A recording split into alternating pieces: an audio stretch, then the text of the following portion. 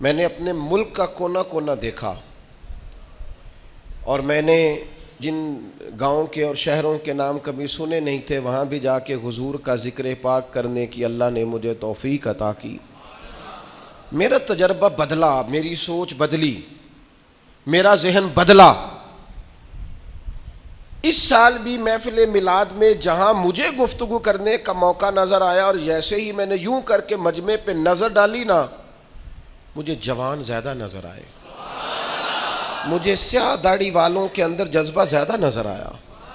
مجھے ان کی جوان آنکھیں حضور کی محبت میں بھیگی ہوئی دکھائی دی، مجھے ان کے چہروں پر جب حضور کا نام آتا ہے تو ملت کے جوان کے چہرے پر ایک عجیب توانائی، ایک عجیب سا جذبہ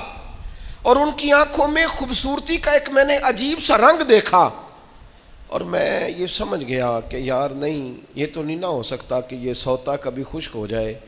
بہت پرانا میں نے کسی صوفی کا شعر پڑھا تھا، مجھے پسند بھی بڑا تھا، اور وہ میں نے اپنی زندگی میں جب جب اس کو اپنی زبان سے ادا کیا وہ میرے دل میں گھر کرتا چلا گیا۔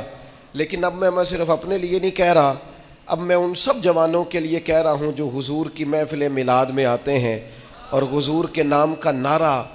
الاپتے ہیں اور محبوب کی محبت کا ترانہ کہتے ہیں اور حضور کی نعت پر ان کا وجود ہلتا حرکت کرتا اور جھومتا ہے، ان سب کے لیے کہہ رہا ہوں کہ عشق لگا سی کھیڈاں کھیڑ دینوں، عشق لگا سی ایویں کھیڈاں کھیڑ دینوں تے کھیڈاں کھیڑ دینوں تے پھر مینوں نہ او کھیڈاں بھُل گئیاں، میں تے کجل پایا سی یار دے ویکھنے نوں، پھر او دی یاد وچ روندیاں ہی ڈُل گئیاں۔ حیدر شاہ اس گلی کدے نہ رُلدی پر ہن رُلدی رُل گئیاں۔ میں ایک محفل میں سیڑھیاں چڑھ رہا تھا تو وہ نوجوان بہت زیادہ لپک رہے تھے اور پیار کر رہے تھے اور اپنی محبت کا اظہار کر رہے تھے، تو میں نے اپنے دوستوں کو دیکھا ان کو سنبھالتے ہوئے اور محفل کا نظم قائم کرتے ہوئے۔ تو ایک بزرگ عالم دین جیسے ہی میں اس اسٹیج کی سیڑھیاں چڑھ گیا تو انہوں نے مجھے سینے سے لگایا اور پھر وہ میرے کان میں کہنے لگے، یہ جو نوجوان نسل آتی ہے نا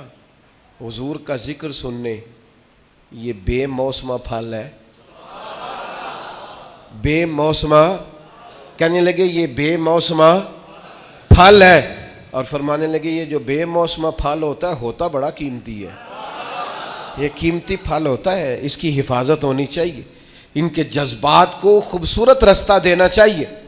ان لوگوں کے لیے ہمیں اچھی راہوں کا تعین کرنا چاہیے،